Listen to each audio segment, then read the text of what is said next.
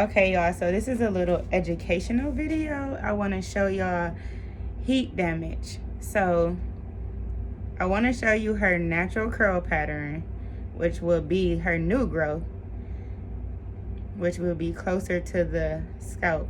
So about 3 to 4 inches, which is really the natural color of her hair, is where she has less heat damage, and towards her ends is more relaxed. So she has more heat damage towards the ends, plus damage from her curls. So you see it looks a little frizzy. Really, ideally, we would cut this off because it's damaged. It's processed from the color, and also it's blow dried and flat ironed. So it has more heat damage than her new growth. So she has blow dried her hair since up here. So you see it looks a little relaxed. It's a little frizzy because that's because of dehydration.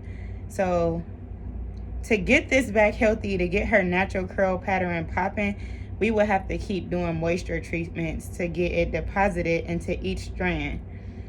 And by her having a lot of hair, her moisture treatments will be like more intensive. She has a lot of hair, is really, really, really full, is long as well. But I just wanted to kind of show you guys, like, everybody has different curl patterns. As you can see, hers is like a wavy. Mine's make more of a coil in my hair. But and then you could check your elasticity and see how much your hair is, like, I'm gonna just say spongy, like how much it pulls back and springs back into its natural state. So she has a little heat damage, but not a lot, just a little bit. But she can use a lot, like, of moisture, and the way you moisturize your hair would be like deep conditioning treatments and using hair lotions and oils. The oils helps to lock the moisture in. After you're done moisturizing your hair, you want to use the oil as a sealant, so it like coats the hair so that the moisture stays trapped in each strand. So she has like a wavy curl pattern. I know a lot of us have like actual curls, but she has like a wave, and it's really pretty. She has really pretty hair. So I just wanted to like show you guys that. But ideally, closer to her scalp is where her hair has the least amount of damage. See, it's really wavy right there. But as we get up here, it gets really relaxed. So you see the difference? You can see it with my hand. Okay, so I'm going to be posting more videos like this and trying to get you guys to know about your own hair. So today, I'm just going to tell you, we just shampooed it with a natural shampoo that I created myself. And we did a deep conditioning treatment. I didn't put her under any heat or anything, but I did come through and detangle her. And we did an aloe vera treatment, which is just the aloe vera plant. I cut it in half, and I scrubbed her whole entire hair with it. So that gives a shine, and the aloe vera also heals the scalp. And I'll post a post about all the benefits of the aloe vera gel. And you can get those plants at any grocery store. I like to go to Whole Foods because they're more fresh, and then you get a bigger leaf and it lasts longer. So that's the little dots you see in her hair. It's like some little particles of aloe vera still left in there, but that's okay. So we're gonna blow dry her, flat iron her, and then I'll show you the results when I post her style.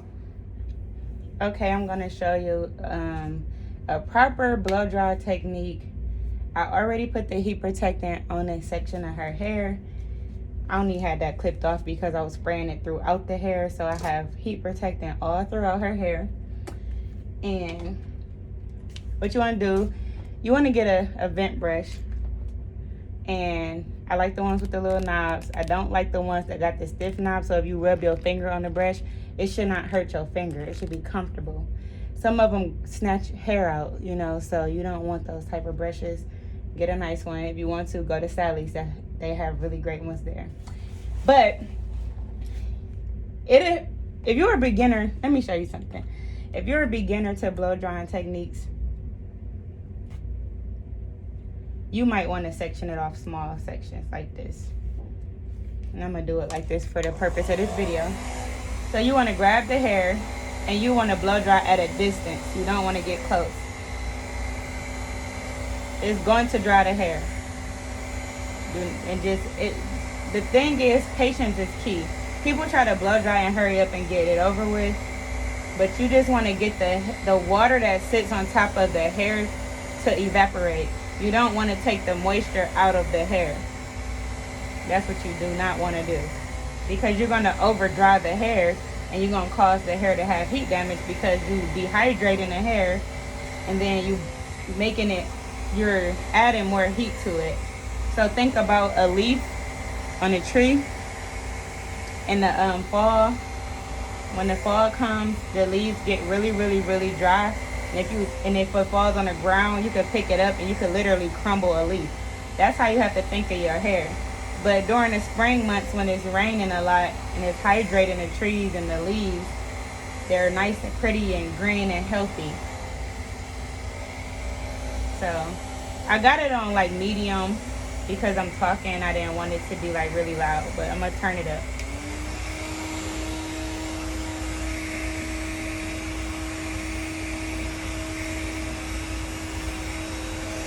So you never want to put the blow dryer on the hair and do that.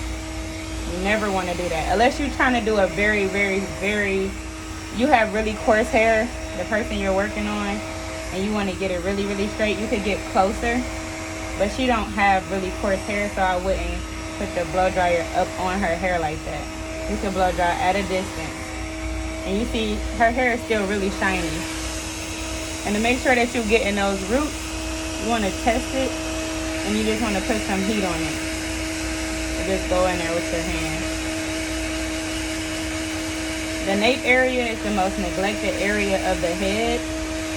People always forget about the nape area. You want to scrub it really good when you shampoo and applying. You want to blow dry it really dry when you are blow drying the hair.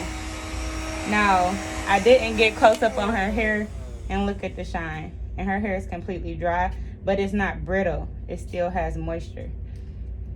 So that's for the people, the beginners. You can do it section by section, so you will go to the next section. These clips are at the dollar store and they're at the hair store. They're not expensive. They're like $1 for, maybe $2 for 4. So blow dry at a distance and just keep going back and forth. Do each section. You don't want to add too much heat to just this part and stay there and keep going there and going there. Now you want it to cool down. You want to go to the next section. And you want to go to the next section. And her hair is already halfway dry. These other sections are drying, air drying, which is good. While I'm drying this section, I'm taking my time. So it's giving those 2 sections time to air dry. Because you don't want to, it's going to cut down the timing of you blow drying the hair. So I just wanted to give you this technique. And I'll be back.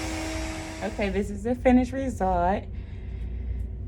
Her hair is all blow dried out. And we were just talking about, I was educating her on why her hair won't grow it's past her shoulders, but it always stops at this length. And I was telling her because we wear cotton shirts and hoodies and jackets and stuff like that. And ideally, that's where our hair swipes back and forth all day, every day. So cotton is used to dry things out. And just remember earlier I said that we don't want our hair to be too dry because it's like a leaf in the autumn and it crumbles, right? So that's why you have these really dry split ends and they break off. Like when you are brushing your hair, I literally have no hair, not much hair in my blow dryer. This is as much hair as came out her hair, because I retained a lot of moisture still. So that was just the breakage that she had, even from me detangling it and washing it and starting a blow dry process. But the reason why her hair is breaking off is because when she's not doing anything or going anywhere, she's not wrapping her hair with silk or satin. I prefer silk, but she's not keeping her hair wrapped up. And she wear her natural hair a lot, and it's constantly swiping against cotton. Cotton is used to dry things out. That's why we use these for our face and to like clean our face and dry it out. When we use alcohol, alcohol dries things out. And we wear cotton underwear to keep the moisture retained inside. We wear cotton to stay dry. That's why we wear cotton t-shirts to stay dry underneath. You don't want cotton swiping your hair because it's going to dry it out. So if you're not doing anything and you're just chilling at home and or a friend's house, keep some silk products and get silk pillowcases and stuff like that so that your hair is not breaking off. I suggest you sleep with a silk bonnet or a silk scarf, and do not sleep with your hair touching your pillow, because a lot of us have cotton pillowcases or polyester pillowcases, and that's not good for our hair. Okay, but you are retaining moisture. All right.